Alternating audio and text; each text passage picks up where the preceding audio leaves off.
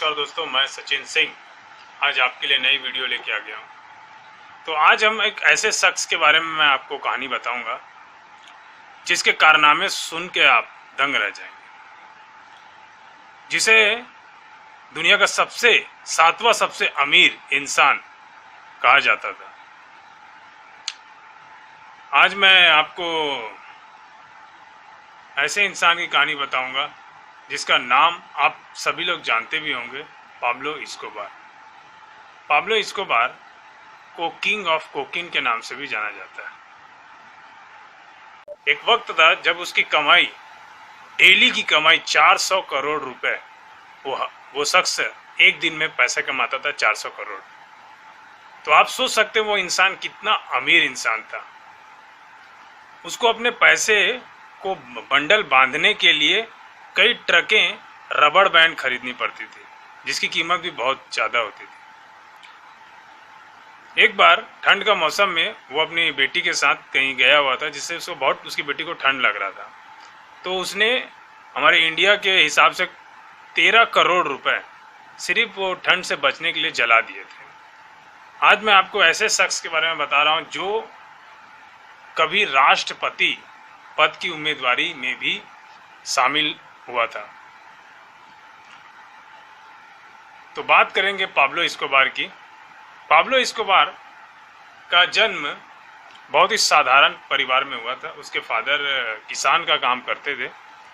वह साधारण सा बच्चा था, स्कूल पढ़ता था। तब से ही वो छोटा मस्ती टाइप का बच्चा था। वो उसकी पहली जुर्म, उसने कब्रिस्तान से पत्थरें चोरी करके, वो सुंदर सुंदर पत्थरों को चोरी करके वो बेच दिया करता था। पहला वो क्राइम का काम वहाँ से स्टार्ट किया। धीरे धीरे वो चोरी चपाटी करना, बैंक लूट लेना, ये सब उसको शुरुआत में उसने बहुत ही कम उम्र में चालू कर दिया था। फिर धीरे धीरे वो क्राइम की दुनिया में आने लगा। तेज तो था वो, और आगे बढ़ने का उसके अंदर एक अलग ही कीड़ा था उसके अंदर। उसको बड़ा बनने का बचपन से उसके अंदर एक जुनून सा था। 3 भाइयों में एक भाई था वो। अब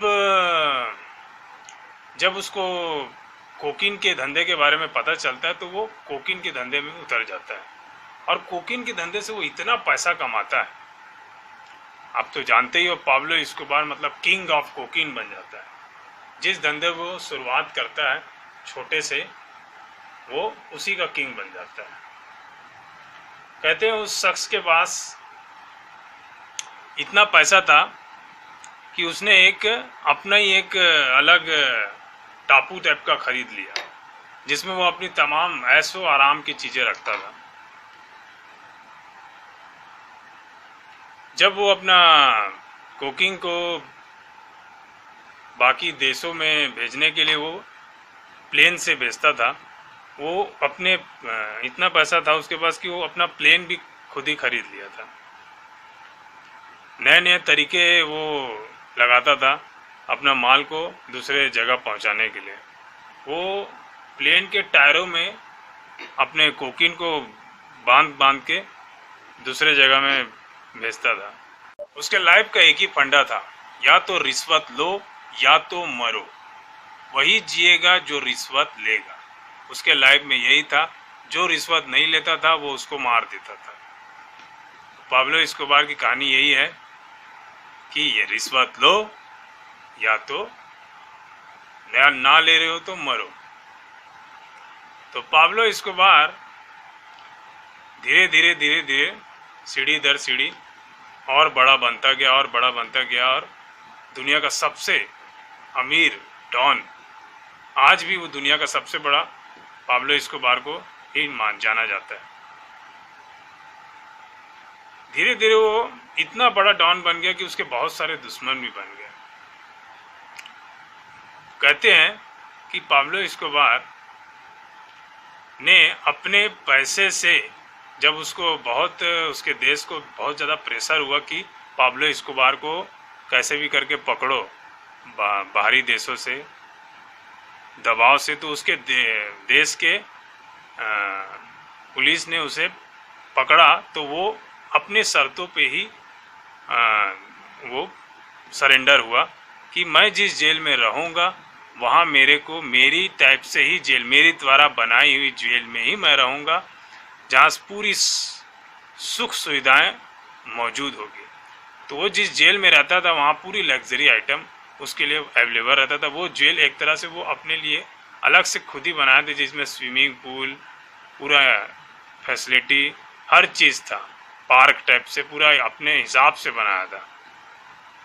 लेकिन बोलते हैं ना, आदमी कितना भी बड़ा क्यों ना हो, बुरे काम का नतीजा तो बुरा ही होता है।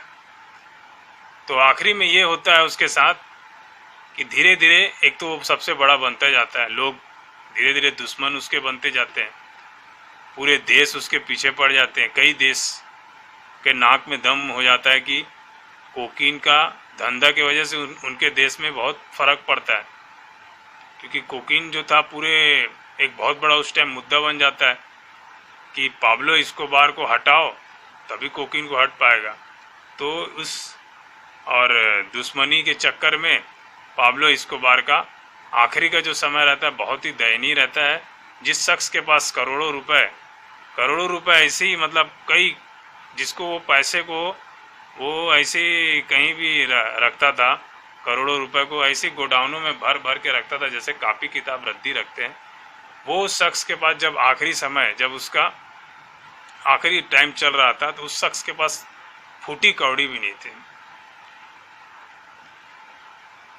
तो ये शख्स पाब्लो एस्कोबार की कहानी, जितने उसने ऊंचाइयां देखी उतना ही उसने नीचाइयां भी देखी लाइफ में।